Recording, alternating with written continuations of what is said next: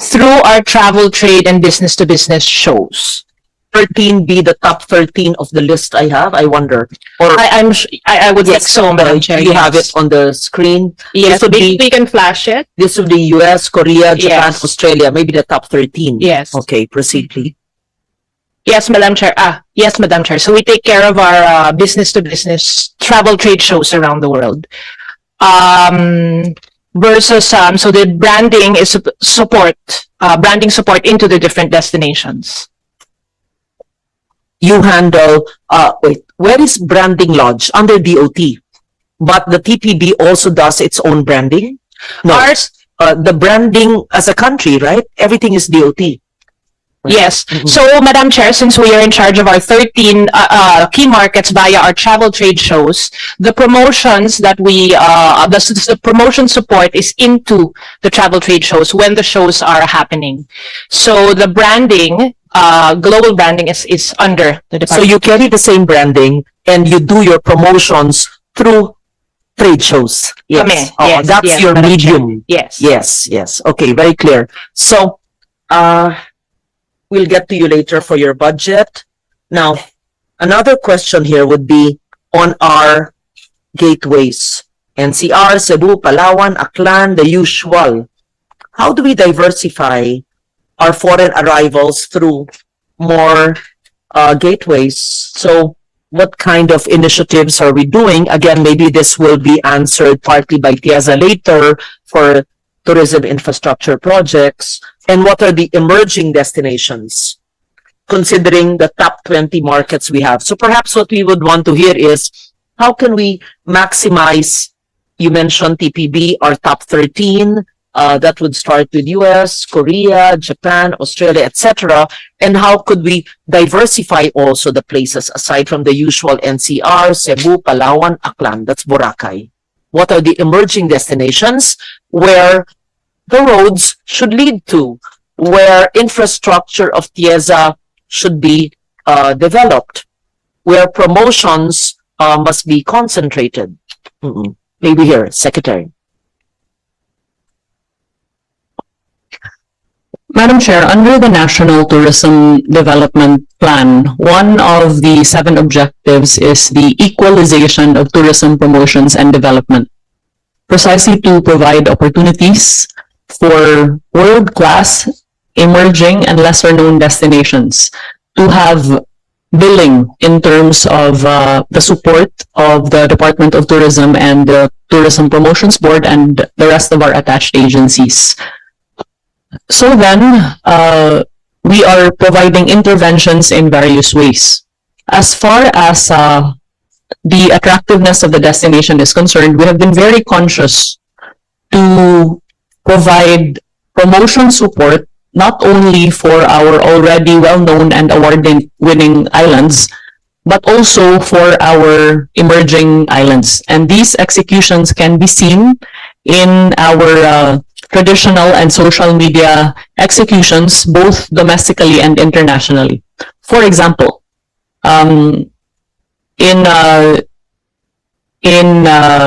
our executions in the UK, we have promoted destinations apart from Cebu, Palawan, Boracay, and the like. We have included Bohol, Siargao, Bukidnon even, and many other islands that provide unique and compelling experiences.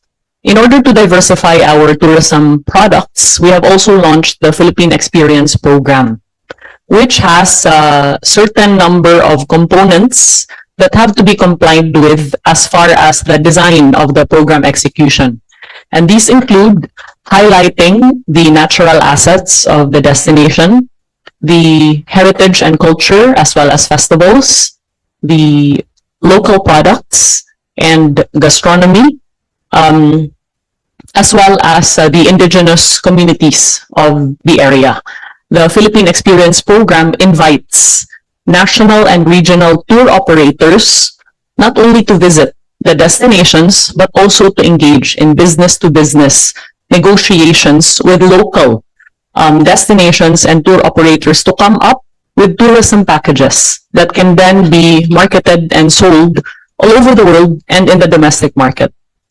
I'm familiar with your Philippine Experience Caravan. It's a very good effort in trying to make a convergence, not just of beach tourism, but it has culinary and nature tourism, etc. You promote this with the local tour operators for domestic tourism, or also have there been Philippine experience programs that have been utilized or promoted for inbound travelers, not balikbayans, but foreigners? Madam Chair, the result of the execution of this program has been the crafting of tourism packages that are now being sold by tour operators and travel agents that cater to both the international and domestic market, as well as Klook, which is one of the largest online travel platforms that sells these packages to the international market. Another program that we have fully supported is the expansion of cruise tourism. So through our cruise tourism portfolio, we have been able to invite as many as 140 cruise calls as of August 2025. And that cuts across around 38 islands across the Philippines. These cruise calls have passengers from various places in the world, and they vary from luxury cruises to explorer cruises to the bigger size cruises. Vessels carry these cruise ships, and these are for international tourists. What Yes. vessels? You mean the brands, Madam Chair? Yes. What are these ships? Yes. Cruise ships. Yes. So for the luxury cruise calls, we have the Ritz-Carlton Yacht Collection, Panang, Swan Hellenic, Cunard, and Silver Seas. In the Philippines, meron na That has come here to the Philippines, Oh, yes. know that. We also have the Norwegian Cruises, Oceania Cruises, Holland America, Hapag Lloyd Cruises, Crystal Cruises, Princess, Costa, Seabourn, MSC. Where does it usually emanate? Where does it start? Many of these cruises actually dock in Manila and then proceed to a range of islands that include Curimao, Puerto Princesa, Boracay, Coron. Port in Manila? Manila Port? Naku! Yes, Ay. Madam Chair. Paano ba yan? Secretary, have you taken any of those cruises? Could you maybe go on Facebook Live and see how a Filipino family or a balikbayan, okay yan, Filipino family, a balikbayan, or a foreign tourist from an ASEAN neighbor or Europe or Australia, etc. come. Manila Port, magko-cruise. Paano ba yan? Merong mga sumasakay, may bumibili. Totoo. Yes. Ritz-Carlton sa Manila Port. Yes, Talaga? Madam Chair. Maganda yung Manila Port, baka heritage area. Hindi On the part Bakit of, kayo tumawa? Siguro. well, the Manila Port is not operated by the Department of Tourism, Madam Chair, but we do provide support in terms of enhancing the arrival experience, like providing cultural performers as they arrive, very simple but meaningful things like a welcome lei and kits that we can provide to our tourists. On the other hand, for the cruises that eventually go to our other islands, we do work with our regional offices as well as our local government units so that they can prepare cultural and immersive experiences for our tourists that have the elements that I mentioned to you earlier for the Philippine DOT, experience. give us an assessment based on your travelers or on your officers and staff who have taken these cruises on the experience, the Philippine experience in the ports. So that I will ask these questions in the DOTR budget. Sino ba ang DOTR secretary? Bago. I'd like to see, now, make it honest to goodness, an assessment, because you have the package, you have the product, and we want to entice our inbound visitors. So may we have you 31 packages, etc. You have Ritz-Carlton, oh, Crystal Cruise, meron maganon. Tapos ports in Manila and in the provinces, Batangas Port, saan pa, Cebu Port. Then an honest to goodness assessment. In fact, it would be good for one of you to go through that without saying you're from DOT, and let's see. Let's look at their experience to document it. So we see how people are treated in those sports. So in those ports that we, and then again, that's beyond your control. That's why whether the cost of airfare, domestically, the condition of our ports, pero baka naman maganda. Kasi hindi naman papayag ang mga high-end or mamahalin na mga cruises na ito, kundi maayos naman ang ports. To be fair, baka hindi lang natin nakikita, maganda at maayos, hindi ba? Oo. So, give us that report, please. Not beyond you, but that directly impacts on your performance, right? Madam Chair, may I invite Director Paulo Tugbang, who has first-hand experience in this matter and who is handling our cruise port, or rather, cruise tourism development portfolio. Good afternoon, Madam Chair. Thank you, Madam Secretary.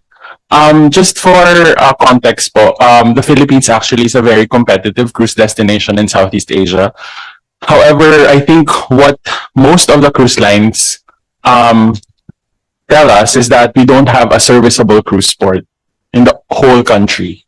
That's the only disadvantage that we have compared to our Southeast Asian counterparts. We cannot home port any cruise lines po in the Philippines because we don't have a cruise port that's ready for cruise and an international cruise terminal anywhere.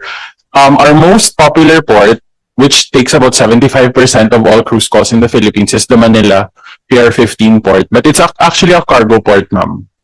So the cruise lines actually use a cargo port to disembark their passengers in the country. However, they cannot skip Manila because they always say that an experience to the Philippines is not complete without Manila. In view of that, ma'am, we try to increase our competency in expedition cruises where we do tendering in different island destinations across the country. As of the moment, we have developed more than 40 island destinations for cruise tourism, and we do service a lot of mega cruise ships, expedition cruise ships, as well as luxury cruise ships to the Philippines. With very good international standing. Actually, in 2024 po, we won Best Port of Call in one of the most prestigious cruise awards in the world po. It's the most prestigious award. One of the most prestigious cruise awards po. Asia Cruise Awards po. So we won Best Port of Call for 2024. Saan? Which port? The Philippines po, Best Port of Call in Which port in not the a Philippines? specific port po, as the country. What is best port of call? Yes. So it means po, That's good to hear. yes. Considering we use a cargo port for Yes, our ma'am. cruise ship, Yes, ma'am. but we receive the best port of call. Call. Ibig sabihin nun, in the world, In Asia po. in Asia. Oo. So it means po, the experiences that Port of Call, it means, ma'am, that the products that we provide for our cruise passengers are are excellent. They really enjoy our shore excursion programs. They enjoy our destinations. They enjoy our islands. No question about the destinations. I have no question about our service. Yes. But example of a cruise program, a cruise package from Manila Cargo Terminal to where? Yeah, for example, ma'am, our home ports that service the Philippines are actually Singapore home port and Hong Kong home port.